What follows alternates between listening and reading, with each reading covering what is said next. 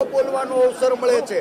વિધાનસભાના દિવસો ઘટી રહ્યા છે, ચર્ચાનું સ્તર કથળી રહ્યું છે। બહુમતીના જોરે વિરોધ પક્ષનો માણસ સાચી વાત કરે તો એને વિના કારણે બહુમતીએ સસ્પેન્ડ કરવાની પ્રથા ખુલ્લી ફાલી। આ દેશમાં સંવિધાન ખુદ ખતરામાં છે, લોકશાહી મરી પરવારી છે। તમારી કાર્યપાલિકા એ કામચોર થતી જાય છે। વિધાનપાલિકામાં પ્રજાનો અવાજ રૂંધવા બહુમતીના જોરે નિર્ણયો થતા જાય છે અને ન્યાયપાલિકા પણ not before me, not before me, not before me. મને લાગે છે કે આખું ભારત એનું ભવિષ્ય ખતરામાં છે। મારી આપને વિનંતી છે કે તમે આખા રાજમાંથી અહીંયા આવ્યા છો, હું આપના સાથી તરીકે, રાજકીય કાર્યકર્તા તરીકે નહીં, તમારી લાગણી અને માગણીને ટેકો આપવા આવ્યો છું। મારે રાજકારણ નથી કરવું। અને બાબલુભાઈ મિત્રો મારા કાયમી સંપર્કમાં હતા। તમારી માગણીઓને પત્ર સ્વરૂપે પણ અમે સરકારમાં રજૂ કરી હતી, વિધાનસભાની અંદર પણ વારંવાર રજૂઆત કરી। ન્યાયપાલિકામાં જ્યાં લડવાનું થયા ત્યારે પણ પ્રતિનિધિ મંડળને કીધું છે કે રાજકારણથી ઉપર ઉઠી અમારાથી જ્યાં પણ મદદ થતી હશે, કારણ કે સૈદ્ધાંતિક રીતે સમાન કામ સમાન વેતનની તમારી લાગણી અને માગણીને કોંગ્રેસ પક્ષે ટેકો આપી અને સ્વીકારી છે।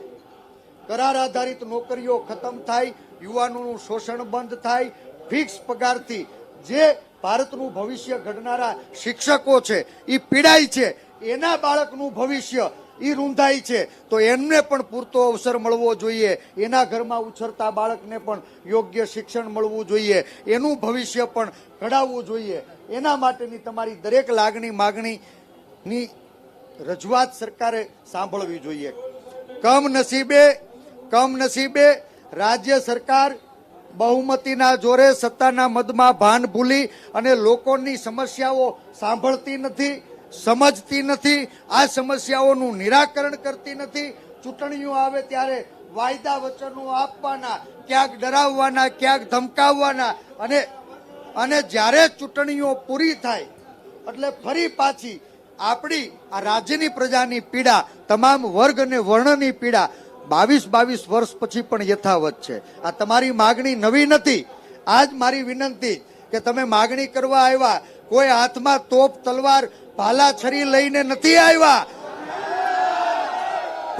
કોઈ આયા હથિયાર લઈને આવ્યા છો નહીં।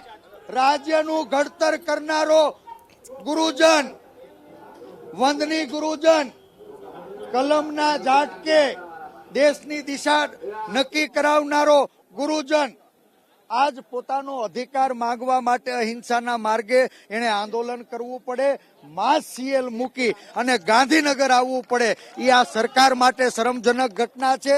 અને અહીંયા આવનારા આપણા પૈકીના કેટલાય લોકોને આખા રાજ્યમાં જ્યાં હાથમાં આવ્યા, ગાડીમાંથી ઉતાર્યા, બસમાંથી ઉતાર્યા, પોલીસના દંડે પીટ્યા અને ડબ્બામાં ભરી અને જેલના સળિયા પાછળ ધકેલા। મારે તમારા મારફત આંધળી બેરી અને મૂંગી સરકારને કહેવું છે કે ચોકીદાર સાહેબ, આ દેશની સરહદો સળગે છે, જવાનો શહીદ થઈ રહ્યા છે, દેશની સરહદો સળગી રહી છે, જવાનો શહીદ થઈ રહ્યા છે, આ દેશની આત્મા ઉપર આતંકવાદીઓ વારંવાર વાર કરી રહ્યા છે, એની સામે પગલા ભરવામાં તમે કચાશ દાખવો। અને મારો રાજ્યનો એક સામાન્ય શિક્ષક વગર હથિયાર, તલવાર, ભાલા કે બંદૂકે પોતાનો અહિંસક માર્ગે અવાજ બુલંદ કરવા માટે, પોતાનો અધિકાર માંગવા માટે ગાંધીનગર આવે તો એને આતંકવાદી ગણી અને તમે જેલના સળિયા પાછળ શું કામે ધકેલો છો? જ્યાં સુધી આપણા જે શિક્ષકોની ધરપકડ કરવામાં આવી છે એને મુક્ત કરવામાં નહીં આવે અને રાજ્ય પ્રાથમિક શિક્ષણ સંઘ અને તમારું જે મંડળ છે, વિવિધ મંડળો, એના પ્રતિનિધિઓની ટીમને સરકારમાં બેઠેલા આંધળી બેરી અને મૂંગી સરકારના પ્રતિનિધિઓ એને રજૂઆત કરવા બોલાવશે નહીં, એને સાંભળશે નહીં, એને સમજશે નહીં અને સરકાર સકારાત્મક અભિગમ નહીં દાખવે તો આ ગ્રાઉન્ડમાં તમે જ્યાં સુધી બેઠા છો ત્યાં સુધી વિરોધ પક્ષના પ્રતિનિધિ તરીકે હું પણ તમારી વચ્ચે બેસવાનો છું। આટલી વાત સાથે હું સરકારને પણ વિનંતી કરું છું, સરકાર